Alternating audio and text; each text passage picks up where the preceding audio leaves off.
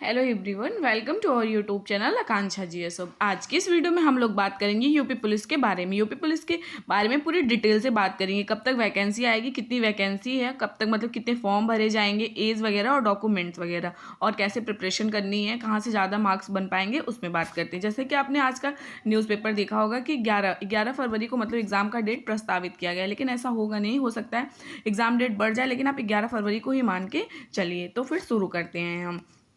विज्ञापन देखो, दिसंबर में आया था, अभी मतलब दिसंबर ही तो चल रहा है, विज्ञापन आया, लेकिन फॉर्म जो है बताया गया कि जनवरी में भरा जाएगा। ये मतलब कि जनवरी के फर्स्ट वीक से ही भरा जाएगा। पहले ये 52,000 वैकेंसी बताए थे, लेकिन अभी इन्होंने बढ़ा के 60,000 कर दिया है। पहले 52,000, फिर बढ़ा के इन्होंने 60,000 कर दिया। पूरे फॉर्म मतलब इन्होंने कल न्यूज़ में बताया था कि पूरे फॉर्म जो है 25 लाख तक भरे जाएंगे। तो आप कॉम्पिटिशन देख रहे हैं, लेकिन उस लेवल के आपको मतलब तैयारी भी करनी है, ताकि कॉम्पिटिशन कितना भी हो, लेकिन आप अगर पढ़े रहेंगे तो जाहिर सी बात है एग्जाम निकल। एज में छूट, इसके बारे में भी तो इन्होंने कुछ नहीं कहा, क्योंकि एज में छूट के बारे में कुछ नहीं कहा। तो एज हम लोग देख लेते पहले के हिसाब से। जनरल जो मेल है उनका 18 से 22 वर्ष तक होगा, और वहीं जो मेल ओबीसी एससी एसटी हैं उनका 18 से 27 वर्ष तक होगा। और गर्ल्स जो जनरल है वो 18 से मतलब 25 वर्ष तक होगा, और गर्ल्स ओबीसी एससी एसटी जो होंगे उनका 18 से 30 तक होगा। क्या इसमें यूपीएसआई का भी फॉर्म आएगा? हाँ, यूपीएसआई का भी फॉर्म आ सकता है। अगर नहीं आएगा तो ज़्यादा देर नहीं करेंगे, एक ही महीने में आ जाएगा। लेकिन ऐसा भी माना जा रहा है कि इसी में यूपीएसआई का भी फॉर्म आएगा। इसमें जो होगा सिविल पुलिस का अलग से होगा, और जो पीएससी का होगा वो अलग से होगा। इसका हम दिखाते हैं, क्योंकि कल इन्होंने न्यूज़ में दिया था, जैसा कि इन्होंने स्पष्ट किया था। जैसा कि इन्होंने देखिए इसमें स्पष्ट किया है, पीएससी भर्ती जनवरी में। पीएससी में 10,000 से अधिक पदों पर सिपाहियों की भर्ती प्रक्रिया जनवरी में शुरू होगी। मतलब कि 10,000 ये अलग से होगा, लेकिन यही मुख्यमंत्री की घोषणा के अनुपालन में 1 सप्ताह के भीतर नागरिक पुलिस, इसमें पीएससी नहीं आते, जो सिर्फ सिविल पुलिस होते हैं उनका ही सिर्फ ये है 60,244 पद पर सीधी मतलब भर्ती होगी। ये इन्होंने मतलब कि जो यहाँ की डीजी है उत्तर प्रदेश पुलिस की, उन्होंने बताया था, रेणुका मिश्रा ने। और यूपी पुलिस की सबसे बड़ी भर्ती करना ऑनलाइन।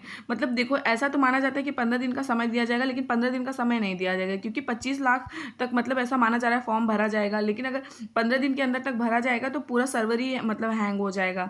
बहुत ज़्यादा टाइम, 1 महीने का टाइम तो देंगे, जाहिर सी बात है। और 60,000 भर्ती के लिए आवेदन इसी सप्ताह में शुरू होगा, जनवरी के फर्स्ट वीक से शुरू होगा।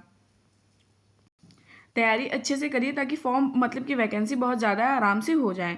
यूपी कांस्टेबल एग्जाम जैसा कि अभी हमने देखा 11 फरवरी को इन्होंने प्रस्तावित किया, तो लेकिन ऐसा माना जाता है मई या जून में हो सकता है, या फिर हो सकता है चुनाव के पहले। ये चुनाव की वजह से जल्दी 11 फरवरी या फिर मार्च में ही करा दे, तो इसलिए आप अपनी तैयारी अच्छे से करिए। मतलब कोई प्लेटफॉर्म अपनाइए और अच्छे से तैयारी करिए। मैं आपको हिंदी और जीएस मतलब पूरा ब्रीफ में कराऊंगी, प्रीवियस ईयर कराऊंगी, और फैक्ट भी, क्वेश्चन मतलब फैक्ट करवाने के बाद क्वेश्चन हम प्रीवियस ईयर देखेंगे। इसमें देखो इसका क्राइटेरिया क्या होता है। सबसे पहले एग्जाम होता है, फिर फिजिकल होता है, फिर एंड द लास्ट जो होता है वो मेडिकल होता है।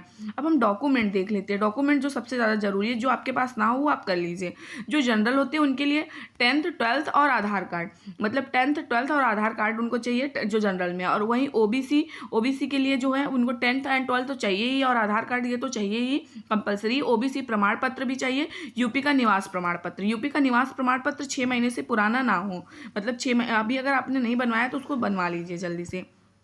वहीं अगर बात करें एससी एसटी की, तो इनको वही आधार कार्ड, 10th 12th का मार्कशीट और एससी एसटी सर्टिफिकेट। इनका कितना भी पुराना होगा एससी एसटी सर्टिफिकेट चलेगा, लेकिन मूल निवास यूपी का हो, लेकिन वो भी 6 महीने से ज़्यादा पुराना ना हो। और ईडब्ल्यूएस जो ईडब्ल्यूएस है, ईडब्ल्यूएस वालों के पास जो है उनके पास वही 10th 12th आधार कार्ड और ईडब्ल्यूएस सर्टिफिकेट होना चाहिए।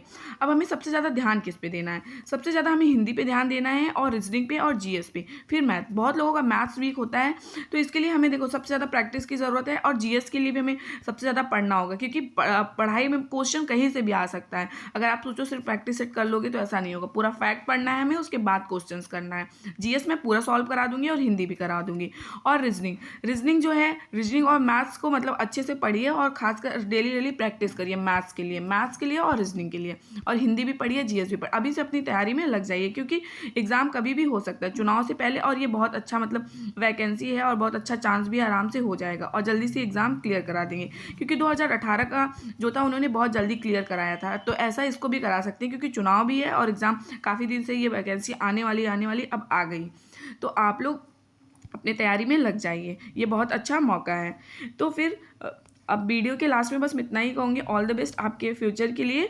और वीडियो अगर पसंद आए तो वीडियो को लाइक करिएगा, चैनल को शेयर सब्सक्राइब करिएगा आगे की वीडियोज़ देखने के लिए। Thank you.